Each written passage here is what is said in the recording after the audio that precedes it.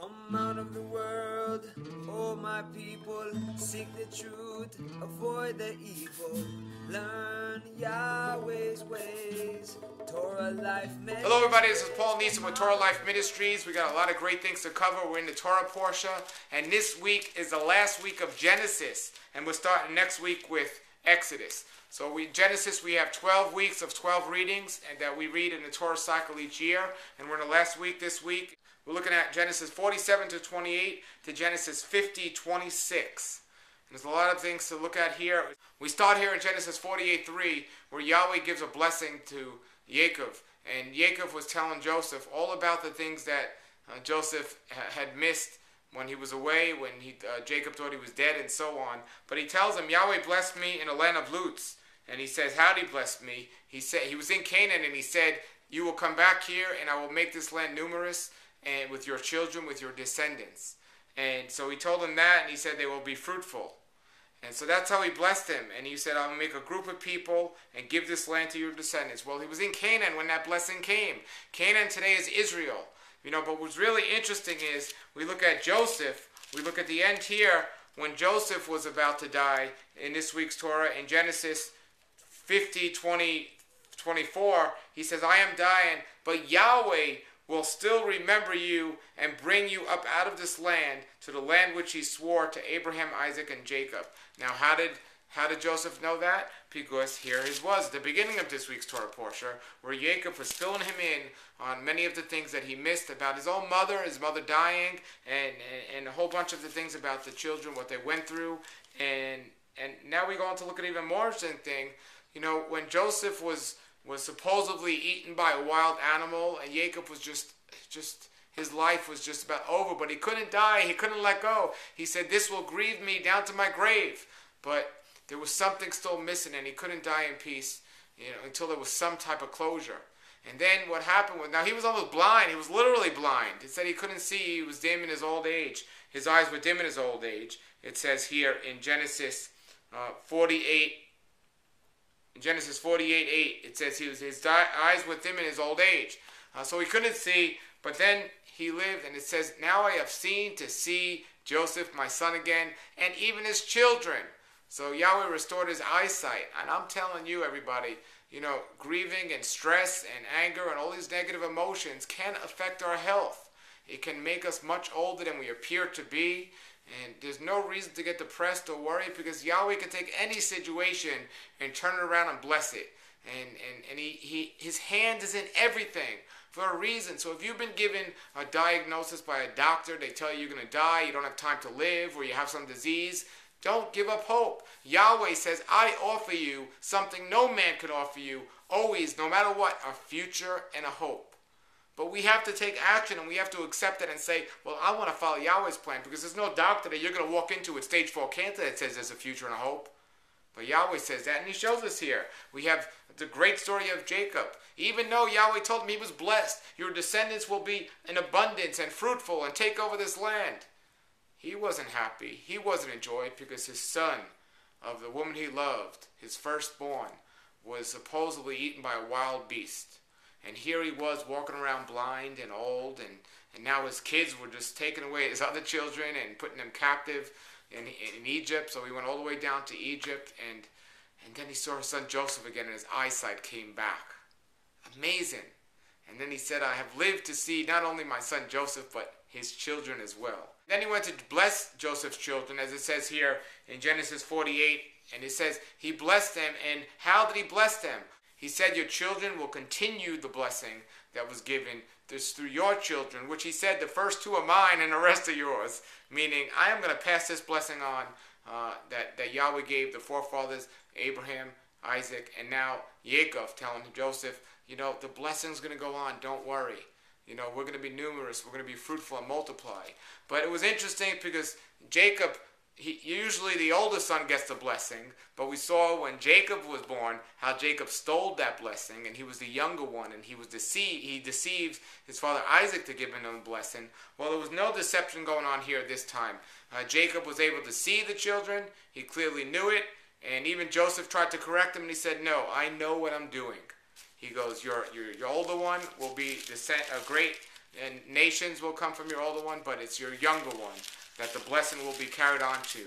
And they were, and there's so much of a significance about that we could see about the lost tribes of Israel and the house of Judah and the house of Ephraim. And there's so much that you need to study about that if you really want to learn, because Judah is the lion.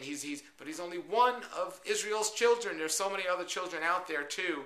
There were 12. There wasn't just one. Now myself, I'm from the tribe of Judah, and let's go on to see what he says about the 12 children here, because now Jacob's come to the end of his life. He's going to die, but before he dies, he wants to bless his children. So he tells all his children some sort of blessing, but he knew what was going on, so some of them actually almost got cursed, because he started to say, I know what you did, and I know what you did. But when he came to Judah, it was very interesting, you see, because in the scriptures, they always compare food as a metaphor. They use food as a metaphor. And yes, food is great physically, it can heal us and everything else. But why, all the way from the beginning of the scriptures, all the way to the end, and then right there in the Gospels, Yeshua and everyone using food as a metaphor? Well, we're going to look at this and see what they said, because when Jacob gave his information or his blessing to Judah, he used food, saying in Genesis here 49:11, he said, his donkey's colt to choice of grapevines. He washes his clothes in wine, his robes in the blood of grapes. His eyes will be darker than wine, and his teeth whiter than milk. Now, fine, it's given as a metaphor, but what in the world does these things mean? You see, we don't know unless we know Hebrew, and unless we're from that time, because there are different idioms that are used in different languages. For example, if you take somebody from another country that doesn't know English, and you start saying some of the phrases that we use in English on a regular daily basis, that really doesn't make sense, but we use it normally, somebody's going to be really confused by what we're saying. And there's so many examples I can give. I think you know what I'm talking about.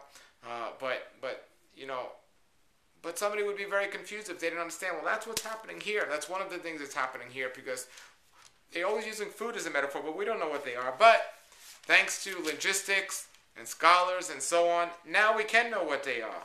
And we go here and we look at some of these blessings that were given to Judah, and we look at some of the things that it says here, and we'll just clarify some of these things up for you so that you know. And there's a lot of studying been going on these things, so it doesn't have to be as confusing today as anymore. But it says here in Genesis 49:11, washed his garments in wine. Now, what does that mean? Did he actually take his garments and wash them in wine? No, it means he will become the owner of many vineyards. So he will own a lot of land, because you got to have some land to have some vineyards. So that was part of the blessing. Then it says his teeth white with milk in Genesis 49:12. Well, what in the world does that mean? What it really means is he will have an abundance of flocks of sheep. So here Yahweh's telling Judah he's going to have wine fields and vineyards, and he's going to have bunches of sheep. And then, so we see these things, and yes, it's using food as a metaphor, but we have to understand the Hebrew idioms, and we have to understand a lot of the language back then, the way it was used, to really get a good understanding of the scripture.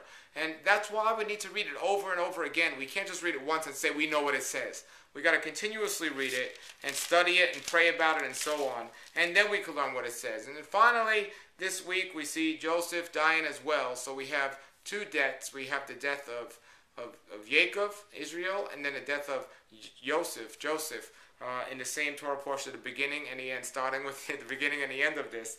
But it's amazing, and Joseph said something very interesting when he died. He said in 50:24 of Genesis, he said, I am dying, but Yahweh will surely remember you and bring you up out of this land to the land that was promised to my fathers Abraham, Isaac, and Jacob.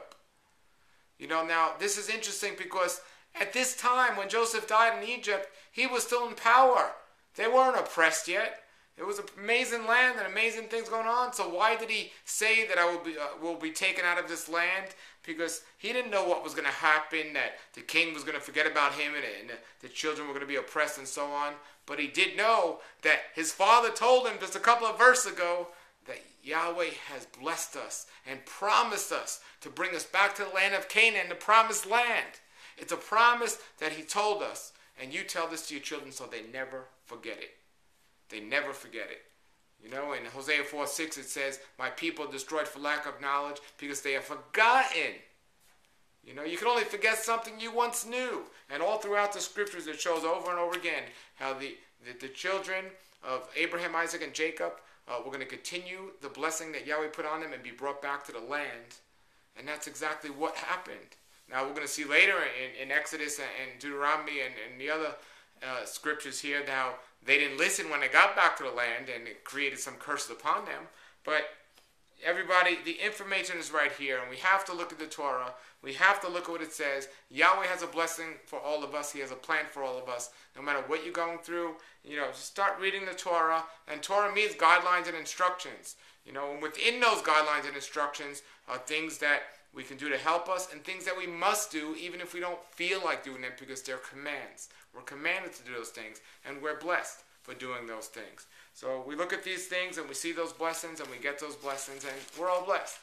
You know, everybody, I just love doing these Torah Parashahs. I just, you know, don't have, you know, enough time on YouTube to get these done. So I'm going to be starting a new website. See, I started something on Facebook. I started a group called Messianic Fellowship. And it's going pretty well. If you want to get on Facebook, go to Messianic Fellowship and have great conversations on there and everything else. It's a public open group.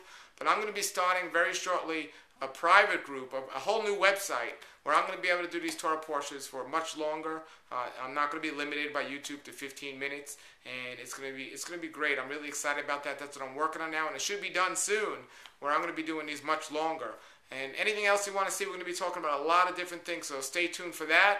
And we're in the Midwest right now. We're about to do a whole bunch of lectures in Kansas City, and then we're going down to Tulsa, and we're going to be in the Springfield area near Ava, and so many things. Go to my website and look on the videos. Look on the dates where we're going to be. If you'd like me to come in 2011 to speak near you, just contact me through my website, and I'll be excited to set something up and meet everyone out there. Everybody, you know, some great times are coming ahead, and then there's some hard times coming ahead as well. But we have to be ready. And as long as we're ready, as it says in Revelation, be ready because he's coming back as a thief in the night. But if we're ready, we're not going to be surprised. We're going to be waiting. He even tells us how to wait. Have a robe so we're not walking around naked and showing off our nakedness and seen in a shameful way. So we got to be ready, everybody, and be excited and have the joy and be obedient. And we got great things stored up in heaven for us. Everybody, this is Paul Neeson with Torah Life Ministries saying have a great day and have a great Shabbat. Shalom, shalom. Come out of the world, oh my people, seek the truth, avoid the evil, learn Yahweh's ways.